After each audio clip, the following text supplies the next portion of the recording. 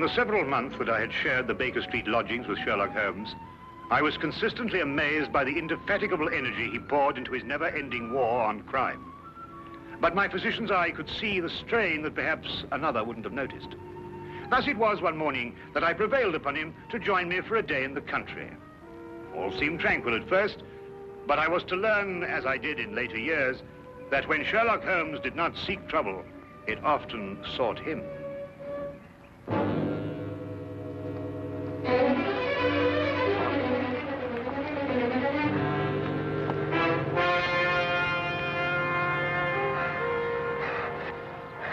Help her. They may be coming. Steady now, we'll have you all right in a minute. What's happened to the young lady? Who are you running from? Stark. Carroll. They tried to kill me. Out now, Holmes. Perhaps we'd better get them to London, eh? My very thought. The young lady is uninjured, but she's suffering from a deep state of shock. Come along. Oh.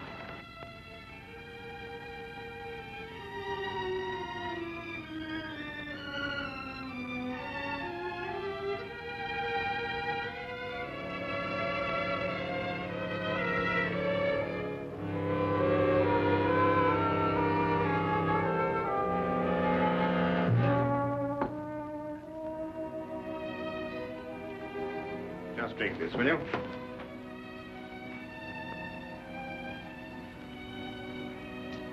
Better now? Much, thank you, sir. Will she be all right, Doctor? Oh, yes, I think so. Twice last night she saved my life. Who is she? I don't know. We only met last night. I'm afraid she's mute. What, deaf mute? No, she hears and understands perfectly. How did you meet her? Well, it all started yesterday afternoon. Seems an eternity since then. I was in my office, facing the realities of my professional situation. I suppose that everyone finds his first venture into independent business to be a dreary experience. After a year of it, I'd about decided to admit failure and seek employment with some recognized firm. It was at that point that I received a client. Mr. Hatherley?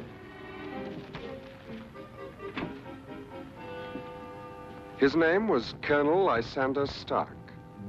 Had I known then what horror he was bringing into my life, I would have strangled him right then and there.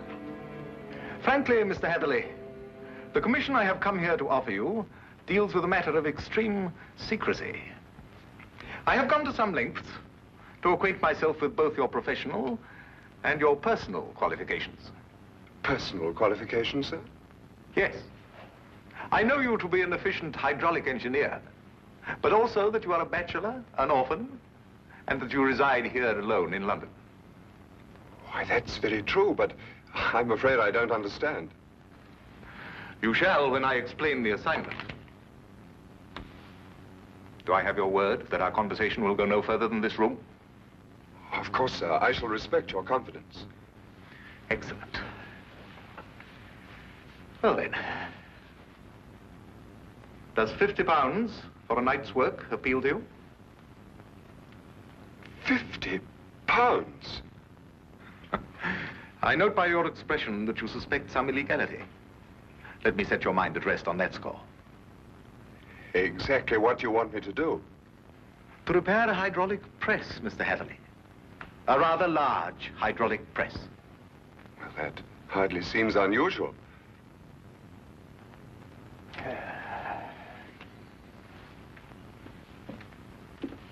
For some years, I have owned a small place in the country just outside London. Recently, it has come to my attention that the land contains a vein of something commonly called fuller's earth. I trust you are familiar with the term. But ore is dug out of the earth. Why should you need an hydraulic press?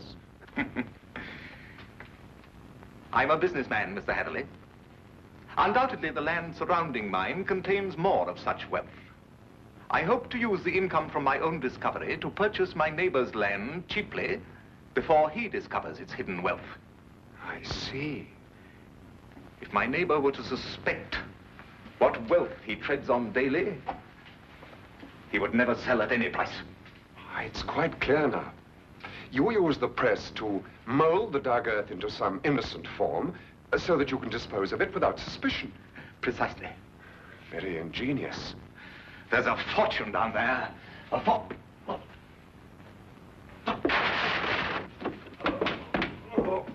Is there anything wrong? What is it, Colonel Stark? Can I get you something?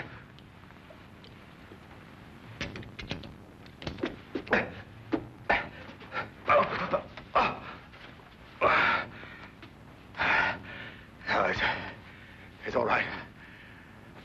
My heart. I oughtn't to get too excited.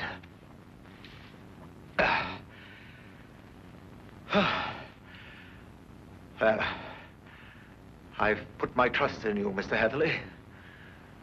Do you accept the commission? When do I begin, sir?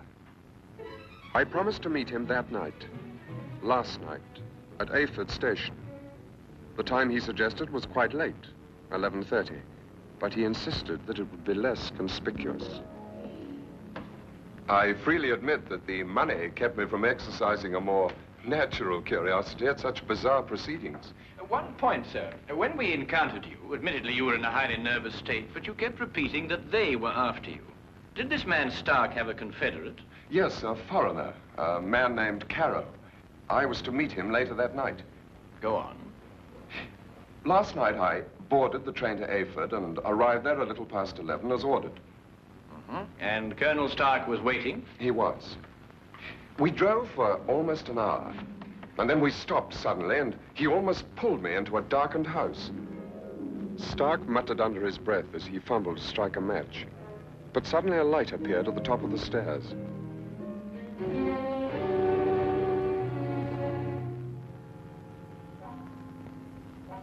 It was the first time I saw this young woman, gentlemen. Even in the poor light, beauty and fear were sharp in her face.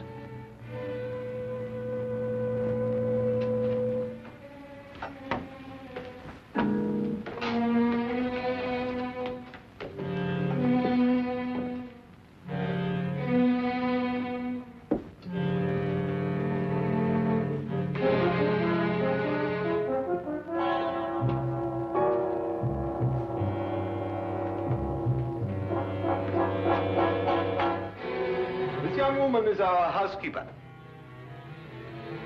How do you do, miss? She cannot answer you, I'm afraid. She is quite mute. I forgot to tell you that I have a colleague, Monsieur Carroll, brilliant mineralogist. I'll fetch him for you, if you'll excuse me for a moment. By all means.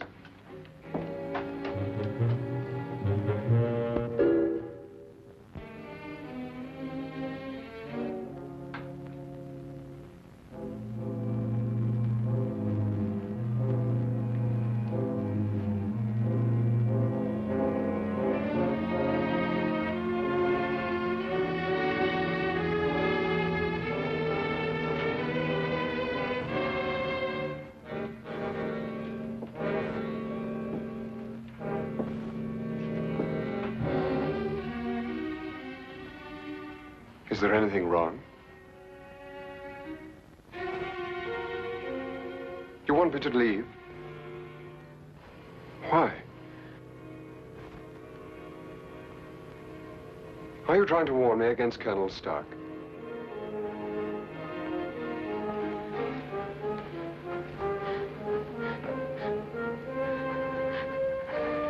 But why should I fear Colonel Stark? I only met him this afternoon.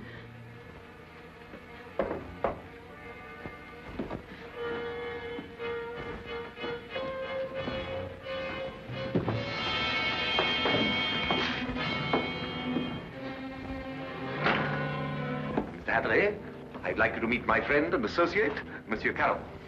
A pleasure, sir. Colonel Stark will show you our press and explain the difficulties we have. I'll join you in a moment. After I have arranged with our housekeeper for your stay tonight. Yes, that's a good idea. Will you come this way, Mr. Heatherley?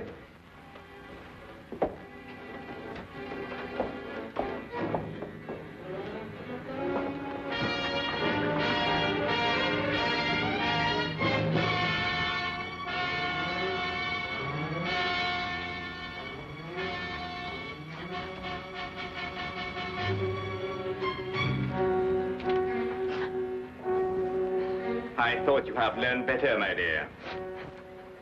Perhaps I'll have to send you back to school.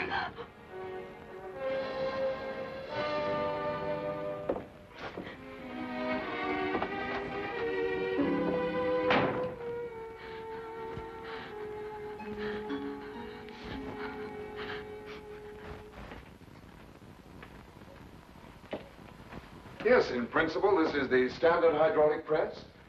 Though I must say I've seen few as large. Indeed. And so it does the work of 4 ordinary presses. I think I told you that time is my greatest foe.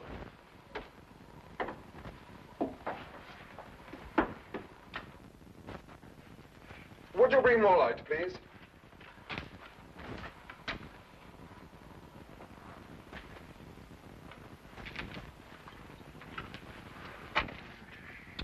Wood. Concrete would have given you more support. Are these walls reinforced from the outside? Ah, Bruno. I was just about to explain to Mr. Hatherley that all the walls except the one he is examining are reinforced. However, there's no trouble with the walls. It's in the machinery. You'll hear it. Good. Just wanted to check up first.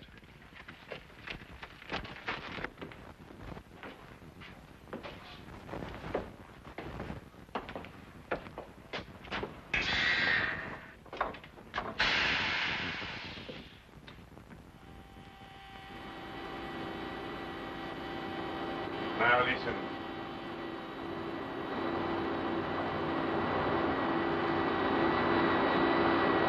Know what it is? One of the cylinders is leaking fluid, cutting down your power. Turn it off and we'll have a look at the driving rods.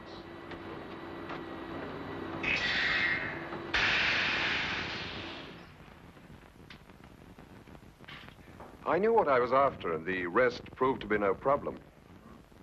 Of course. You knew by then the true purpose of the press. Not quite. Although I was sure it was not for making dirt brick molds. Much too large for that. But they'd lied to me so blatantly, I thought it best not to call them on it right off. Well, what were they using the press for? Fairly obvious. They are counterfeiters. They use the press to form the amalgam that takes the place of silver. So I learned during the night. It was naive of me to assume that everyone but myself was asleep, but I did.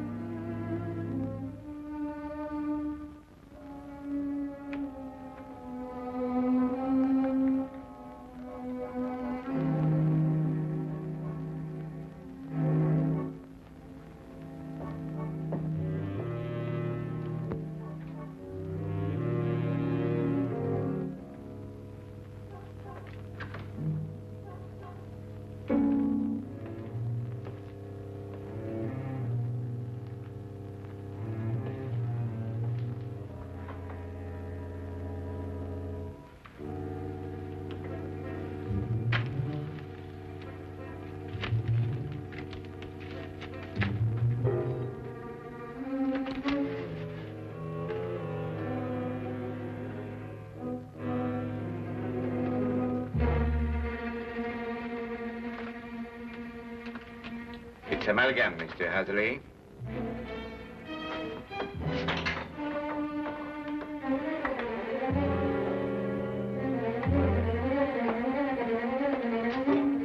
Carol, open up!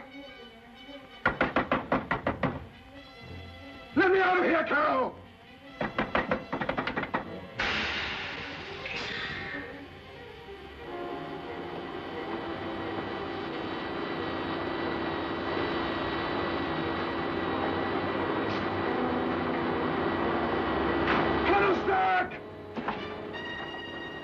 No one knew better than myself what that sound meant.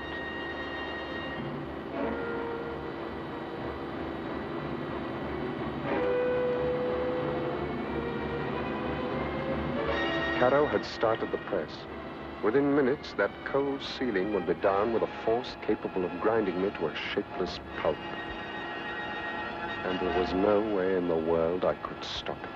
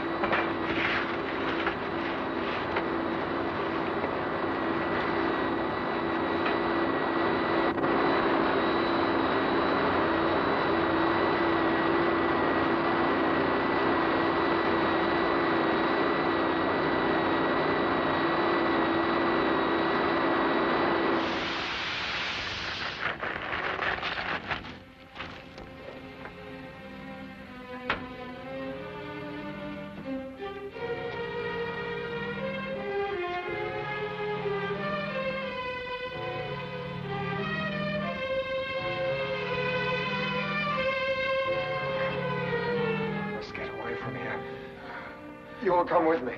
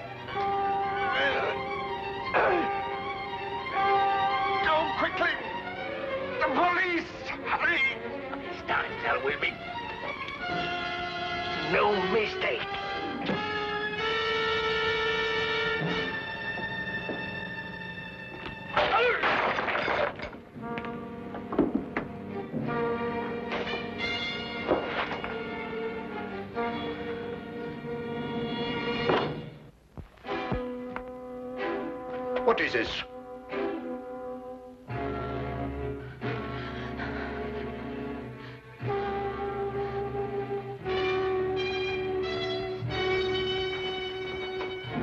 What's happened here? Bruno!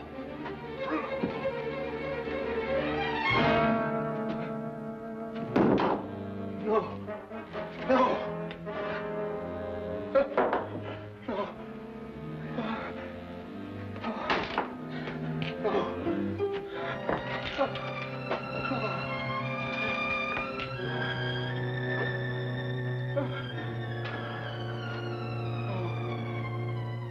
That's almost the last lucid recollection I have. I remember carrying her outside and plunging ahead into the darkness. Then you have no memory of going through the woods? Almost none. The next thing I remember, you and Dr. Watson were bending over me. Are you all right? She screamed. Did you hear her? Yes, quite clearly. Please, don't let them send me back. I can't bear it. There now. Brandy, Holmes, will you? There. That's right. You'll be all right. Here, drink this, will you? Now, Spencer. Now, tell me, do you know this gentleman? Yes, Mr. Hatherley. Oh, you can speak. Oh, why last night did you pretend? I wasn't pretending. I've been unable to speak for a year. Excuse me, Miss, Connors. Ruth Connors. Miss Connors. I gather that the events of last night gave you a shock, rather like a shock you received a year ago. Yes. When I saw the gun in Colonel Stark's hand, and it was pointed directly at me, a year ago, another young man visited us to fix the hydraulic press. I see. What do you know about this other young man? I was standing there, watching, when all of a sudden Colonel Stark fired his gun straight into the other young man's face. Why didn't you go to the police? I did. But first I must tell you that Mr. Carew is my uncle and guardian. He's my only living relation. And when I witnessed the murder, he fell upon me, repeating over and over, "You must never say a word. You must never say a word." But the first opportunity I had, I ran to the police. What did they do? Nothing. Because from that moment to this, I've been unable to utter a sound or speak a word. It was as though my throat was frozen up. Incredible. I have heard of this before. The worst of it was, my uncle learnt of my attempt to inform on him and had me committed to Bedlam. The insane asylum? I spent 6 long months there, 6 horrible, unforgettable months before they released me in his custody. After that, he forced me to do his bidding by threatening to send me back. Send me back to school was the expression he used. Why, that's horrible. Very. And I think it's time we called in our old friend, Inspector Lestrade. If only to deal with this man, Carew. You're not forgetting Stark, are you? Oh, I expect we'll find his remains, Watson. The loss of his medicine undoubtedly saved England the cost of executing him. Well, come along.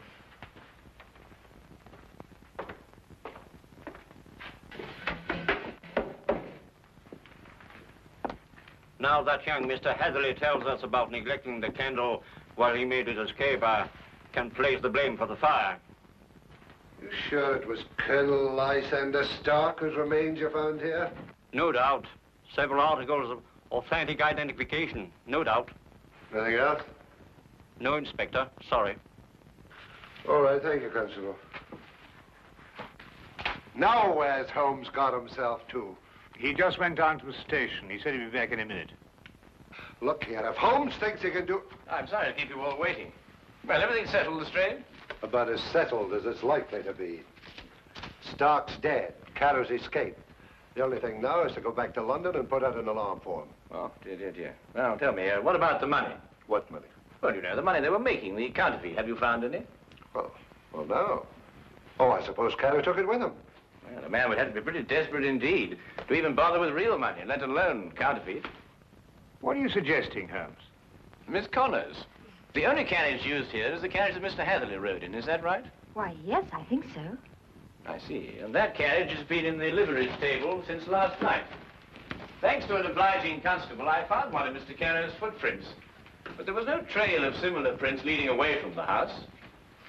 Mark you, I didn't imagine that he would try and make his escape on foot. How did he get away, then? He didn't, my dear fellow. He's still in this house, hiding somewhere. What? Mr. Holmes, there's a cellar where... I examined that cellar myself. No, I mean the special cave they dug under the house to hide the money. And there must be an entrance from the house itself. Well, I wasn't permitted to know exactly where, but I'm sure it was in this room somewhere. Thank you. Well, let's try and see, shall we? I beg your pardon.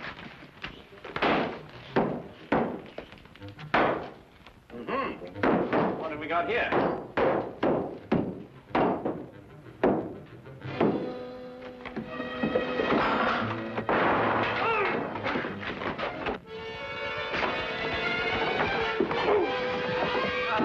Very neat, Watson.